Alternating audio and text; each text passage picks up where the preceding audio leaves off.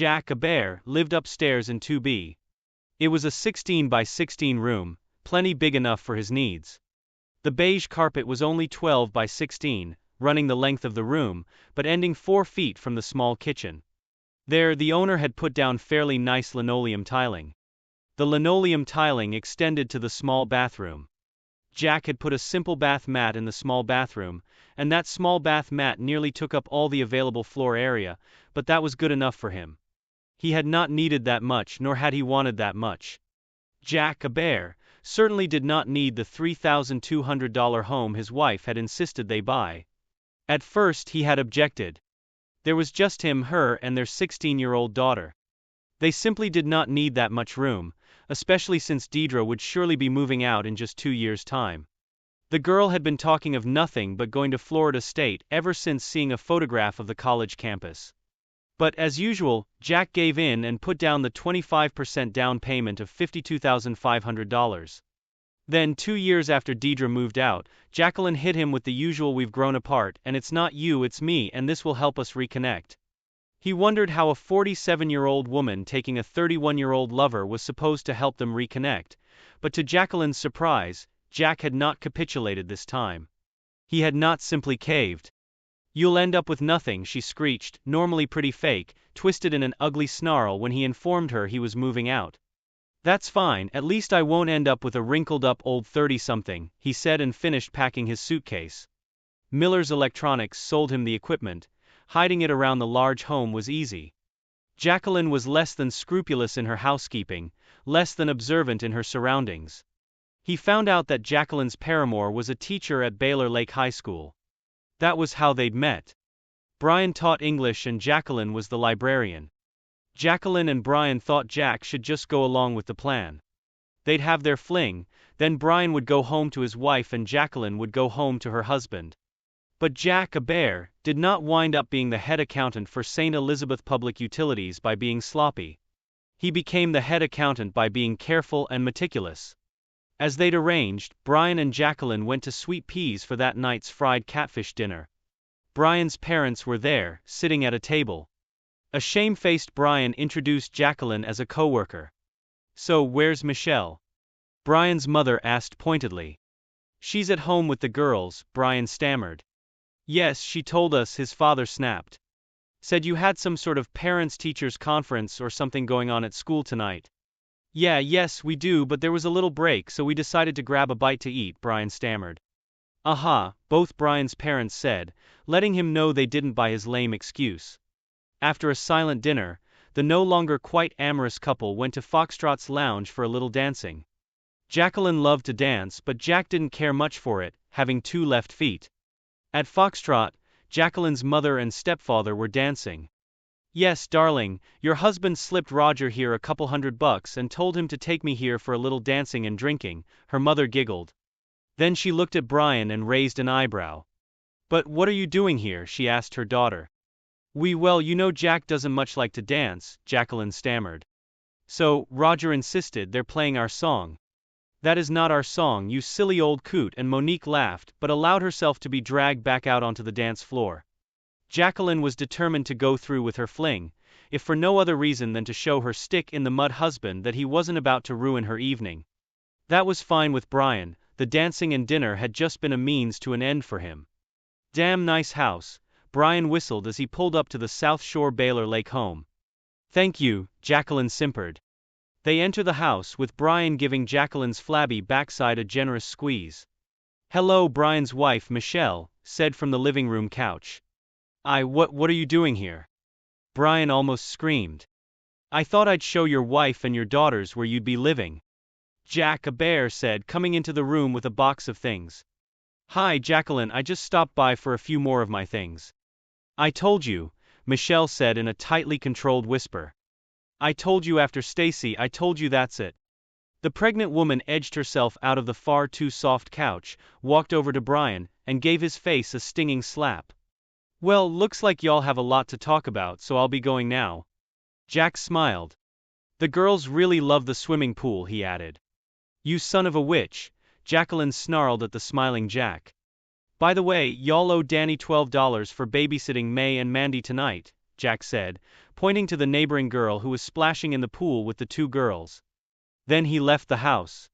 They had nearly $84,000 in equity in the house. Jacqueline screamed, cried, and begged Jack for forgiveness. She did not want to lose the house or the nearly $117,000 worth of furniture she had accumulated. Her brand new Mercedes-Benz still had 3 more years on the note. Jacqueline begged, pleaded, and cried for Jack to forgive her. She knew she could not afford the car on her salary, and nearly fainted when Parker Johnson, her attorney, relayed the news that Jacqueline would be responsible for half of Deidre's tuition and living expenses as long as the child was in college. She also found it quite difficult to make ends meet on the salary of a public school librarian. "No, honey," Monique laughed a tight little laugh when Jacqueline approached her mother with the idea of moving in with her. "But it's just until I can," Jacqueline whined. "Honey, it's a 2-bedroom condo," Roger said. "I am so grateful your father isn't alive to see this," Monique said. She fixed her daughter with her customary raised eyebrow. "Remember," Monique asked, "you brought the Jacobear boy home, and your father said to you, 'That boy's a snake in the grass.' Boy, would he be shocked to see just how wrong he was." Their oldest, John Jr., called his dad. "Dad, Mom's asking us if she can stay here," JJ said. "If you got the room, then by all means let her stay," Jack said. "Well, it's just, I don't want any problems," JJ admitted. "Son, that woman changed your diapers, cleaned you up, fed you all those years. If you've got the room, give it to her," Jack said. "Love you, Dad," JJ said. Michelle, meaning what she said, was true to her word. She did not forgive Brian for his attempted fling. Brian found that living on half his salary was not feasible, and ended up moving back home with his parents. But at least those living arrangements gave Brian's parents plenty of time with Amelia and Amanda, their 2 granddaughters. And when Michelle gave birth to Barry, named after her father, they got to see him often as well. "Barry. I thought we were going to name him after me," Brian whined. "We were," Michelle snapped, "but your little tool made sure there ain't no we anymore." Jack had intended for the apartment to be a temporary thing, but found he enjoyed not spending hours cutting the grass, raking leaves, mulching the garden, planting flowers, or vacuuming the pool. He found he enjoyed not changing the wallpaper, painting the spare bedroom, or pulling out the old carpet. Jack found out he liked not having to clean the garage, attic, or tool shed. There was a closet in his apartment that held 12 suits, 12 dress shirts, and 24 ties just fine. It also held 3 pairs of shoes, a long overcoat, and a short jacket just fine. The small set of drawers in it held his 4 pairs of jeans, his 12 pairs of underwear, his 12 pairs of socks, and his 4 pullover shirts just fine. The furniture was minimalistic as well. Jack had his favorite recliner, 2 bookshelves, a small table, 2 dining chairs, and a full-size bed. He did not even have a television. He had thought briefly of availing himself of the television in Deidre's room, but couldn't think of a single television show he wanted to watch. Jack, a bear, was an avid Saints fan, but Red's Sports Bar had a 61-inch LCD television, ice-cold beers, insanely spicy chicken wings, and jalapeno-laden nachos. If there was a television program he just had to watch, he could stream it on his laptop. He had found he liked to cook. Jacqueline was always screeching that he was making a mess whenever he attempted to cook, but here it was either microwave endless frozen dinners or actually learn to cook. So he learned to cook. One evening, as Jack was driving home, a coworker had given him a new recipe for blackened chicken, and he happened to have some lead quarters. As he looked over at a colorful building, he realized he had driven the same path day in and day out, passing this building every day. Why he decided to look over at this moment was unanswerable to him. The curtains were open, and he was looking at a plate glass window of KY School of Dance. Inside were 7 couples twirling and gliding. A car horn brought him out of his trance, and Jack turned and pulled into the parking lot of the building. Then he sat in his car and watched. He watched as an attractive young woman with a beatific smile on her pretty face showed them some basic movements, and then waved for them to start again. Even though he could not hear the music, the fluid motions of the people dancing filled Jack's head with music. Then the class must have been over. Some couples stood around and chatted while others walked out into the twilight and got into their cars. Jack made a decision and got out of the car. "Hi, can I help you?" The young dance instructor smiled, breaking away from an older couple. "Yeah, I'm not a couple, but do you teach individuals?" That was just so beautiful watching them dance, Jack stammered, now wondering why he was there. Kai smiled wider and grasped his nervous hands in her own warm hands. Well, is this your lucky day? She insisted. Okay, Jack said, not feeling very lucky. Come on, let's take a look at what we can do, Kai said, pulling him to the counter. He agreed to sign up for a 12-week program, and committed to attending that Wednesday night at 6 o'clock. I'll introduce you to your dance partner, Kai said, handing him his charge slip. Boy, this is my lucky day, Jack smiled. Even as he cooked his dinner, Jack couldn't help but hum the music he'd heard in his head as those couples had danced in front of his eyes. Jack had met Jacqueline Adams at Cabrini High School. She and her family had just moved from Stepping Stone, Louisiana, so that her dad could start working at the Baggett mattress factory. She was pretty enough, but she didn't really stand out among the other beauties at Cabrini High School. Jack certainly did not stand out among the elite of Cabrini High School. He wasn't particularly handsome, wealthy, or athletic. He didn't have a nice car, a poetic soul, or the ability to dance, but he was smart.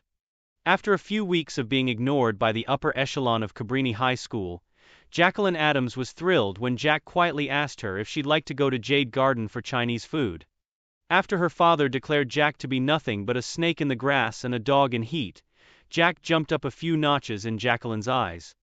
Cabrini held an autumn formal, and Jacqueline waited for Jack to ask her for it. As the day loomed closer, she finally asked him when he planned on asking her. I can't dance, he admitted, so she went with Joe Manzella, and suddenly Jacqueline and Joe were a couple. Jack was a little disappointed and hurt, but he was also practical. They were 18 years old and free to date whomever they pleased. In just a few months he'd be going to the University of Southwestern Louisiana in Lafayette, and Jacqueline would be going wherever she wished. They'd probably never see each other again. But Joe Manzella's little smirk did piss Jack off. Hey Jack O'Bear, how's it going? Joe taunted Manzella. And how's Gina doing? Jack asked, referring to Joe's older sister, who had quite a reputation. Joe was brawny, but Jack was smart. Joe took a swing at Jack and Jack ducked, letting Joe punch the cinder block wall instead. Ooh, I bet that hurt. Jack chuckled as Joe stared in horror at his swelling hand. Jacqueline tried dating a few other boys to make Jack jealous, but eventually had to admit defeat and come back to him. She did not go to the winter formal or the spring formal. Jack couldn't dance. 29 years later, in apartment 2B, Jack was looking forward to learning to dance. It was Wednesday, and Jack wore his burgundy shoes with his medium brown suit, light blue shirt and burgundy tie. The burgundy shoes were his most comfortable pair. I could have sworn today was Wednesday. Jill, one of the Human Resources administrative assistants, commented as Jack walked past her cubicle. It is Wednesday, Jack said. No, Wednesday is navy blue day, the young woman smiled, with your blue and gray tie or your blue tie with the yellow dots. Not anymore, Jack smiled. We're shaking it up a bit. That new suit? Rhonda, another accountant, asked. No, it's his Friday suit, Bill, one of the IT men said. Rhonda said, staring at Jack quizzically for a moment before resuming her work. No, Bill, see, it's hung up on something. It won't let me go to the next page. If wearing a different suit caused a minor stir in the office, Jack's leaving 20 minutes early nearly caused a panic. He drove to Tommy's Peabody, a small restaurant next door to the dance school, and very nearly ordered his usual ham and cheese with olive dressing. No, you know what? Give me a large shrimp with hot sauce, Jack said. Yes, there's hot sauce on the table. Yeah, give me a shrimp and a Coke. He thoroughly enjoyed his sandwich, checked his watch again and then walked next door. He sucked on a mint nervously and stood back from the other patrons. They were all couples. Great, you're here, Kai beamed, spotting Jack. I'd like you to meet Michelle, meaning your partner. Michelle had been nearly 8 months pregnant the last time Jack had seen her. All he remembered was that she was a pretty and plump young woman with 2 very pretty little girls, and that her pretty face was splotchy from her tears, then red with anger. Michelle Meaning stood at 4 feet 11 inches and probably tipped the scales at 170 pounds. Her small face was round, her mouth a button, her nose a round little nub, and her big brown eyes were round. Her bright carrot orange hair was tightly coiled and kept fairly short. Her bust was definitely more than a handful. Her belly had not lost all the fat that carrying a baby had placed there, and her backside was round in her snug jeans. Her thighs looked thick and round. Everything about Michelle Meaning looked round. "Hi, Bubbles," Jack said, not even thinking as he greeted her. She burst into laughter. "Why'd you call me that?" She laughed. "I don't know," he admitted, blushing slightly as they became the center of attention from the other couples. The first thing that came to mind was that her parents had paid for 12 weeks of dancing lessons for her as a way to get her out of the house for a couple of hours. But when Michelle had come for her first lesson, KY had to admit they had no male partners for her. That was fine with Michelle. She had sat and watched the class, admiring their movements. Then KY sent Jack a text and told him to come this Wednesday. Michelle bubbled. Jack was covered in sweat by the end of the first lesson. Halfway through he had to remove his jacket. Michelle reached up, loosened his tie and unbuttoned the first button on his shirt. She hadn't thought about it. She had just reached up and done it. "There, isn't that better?" she asked as they made another box step. "Loosen up, Jack. Let the music move you," KY encouraged. When the lesson finished, Michelle grabbed his hand. "You will be here next week, please say you will." "I had so much fun," she bubbled. "You had fun dancing with an old man?" He smiled at her as he picked up his suit jacket. "You're not old," she said. "Twice as old as you," he countered. "Yeah, well, still," she said, "I'll be here." He smiled, dancing with her. He had been attempting to look into her large brown eyes, but his eyes did occasionally drift down to her impressive chest. Then he would realize what he was doing and quickly pull his eyes back up to hers. She would smile warmly at him and he would blush. As she bounded out of the building, he watched her large backside in her snug jeans. As if sensing his eyes on her, Michelle turned at the door and shot him a wide smile. "You had fun?" KY asked. "You know what? I really did. I mean, I know I'm terrible at it, but I really had fun," Jack admitted. "Number one, you are not terrible at it, you're a beginner. And number two, dancing is all about fun," another woman said. "Take care of number two, and number one will take care of itself," her partner said. "Couldn't have said it better myself," KY agreed. The next morning, Jack reached into the closet for his Thursday suit, but then decided to wear his Wednesday suit instead. "Now I'm totally lost," Jill teased as he strolled along the corridor. He just smiled. His cell phone buzzed and he saw it was JJ, so he answered it. "Dad, you gotta listen." "Oui, Shauna," JJ stammered into the phone. "Your mother driving you nuts?" Jack guessed. "Yeah, you heard? The school let her go," JJ asked. "No, they didn't," Jack said. "Yeah, and that guy too," JJ said. "Wow," Jack said. "Why? I mean, did she say why she got let go?" "No, I mean, believe me, I did ask, but all she'll say is she doesn't want to talk about it," JJ said. Jack recognized the statement. Jacqueline used it whenever she had painted herself into a corner. She'd just say she didn't want to talk about it, and would repeat it until the matter was dropped. "And with Shauna, I mean, the baby will be here in a couple of months," JJ continued. "Okay, I'll talk to her," Jack sighed. They met at Jade Garden. Jack couldn't help but smile sadly. Obviously, Jacqueline thought it was a date. She had applied makeup quite thickly, and wedged her flabby body into a dress with a low plunging neckline. A year earlier, Jack would have been excited to see her in that dress and the possibility of sex later on. Today, the outfit looked sad and shabby on an older woman who was not aging gracefully. "Well, don't you look nice?" he said genuinely and took his seat across from her. "Thank you. And you look, is that a new suit?" Jacqueline asked. "Yeah, I wore the wrong suit the other day and just about everyone had a heart attack," Jack chuckled. "I realized I'd gotten pretty predictable, so I donated all my old suits to Goodwill and bought all new ones." "Well, must be nice," Jacqueline spat somewhat bitterly. "Yes, it is nice," Jack agreed amiably. The waitress came over and demanded to know if they were ready to order yet. "You know what, Jacqueline, I know exactly what you're going to order." "You order the same thing every time," Jack said. "But I bet you $1,000 you couldn't tell her what I want." She stared at him for a long moment, trying to think of what he would normally order. "Are you ready?" the waitress demanded again. "She'll have an order of the spring rolls and the sweet and sour pork, right?" Jack said. "Right," Jacqueline said.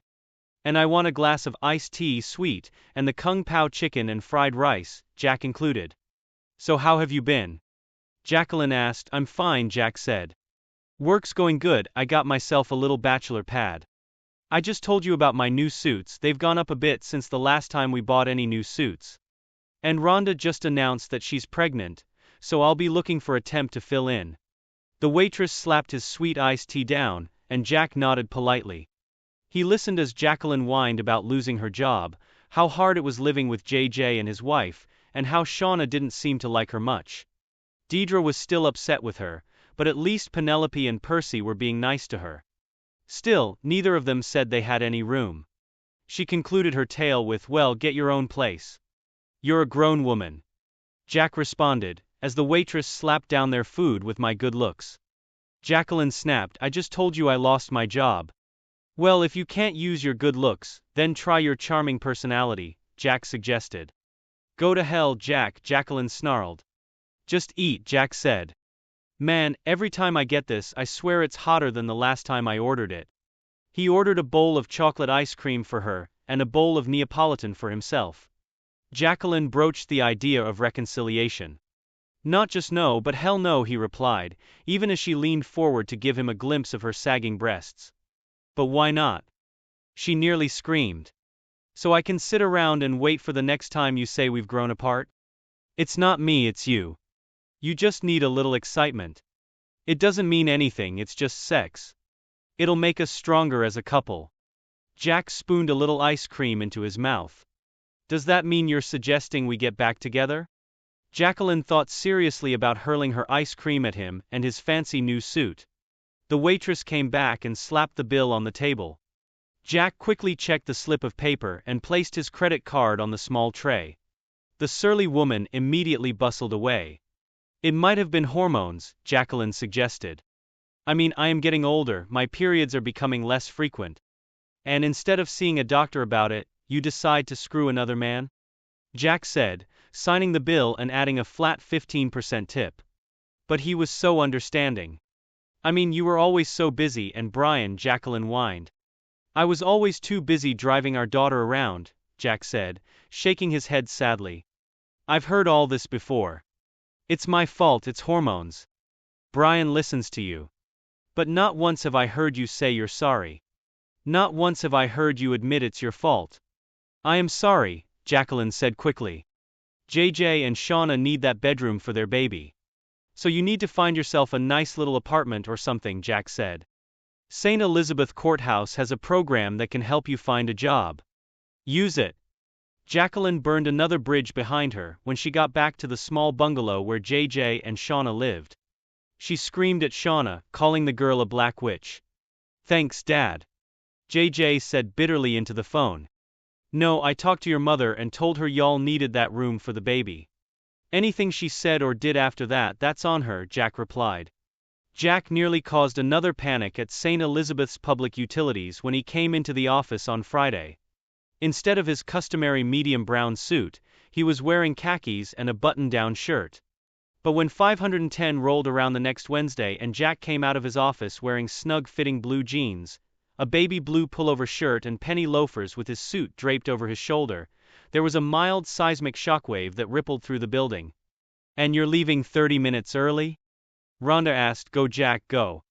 Garrett from the IT team cheered. At Tommy's, Jack ordered a fried oyster po' boy and a cola. After finishing his meal, he agreed the hot ham and cheese with the olive dressing was still his favorite. But hey, you never know until you try. Michelle was waiting for him and smiled widely, bounding over to greet him. That looks a lot more comfortable than that fussy old suit, she praised, rubbing her hand on his arm.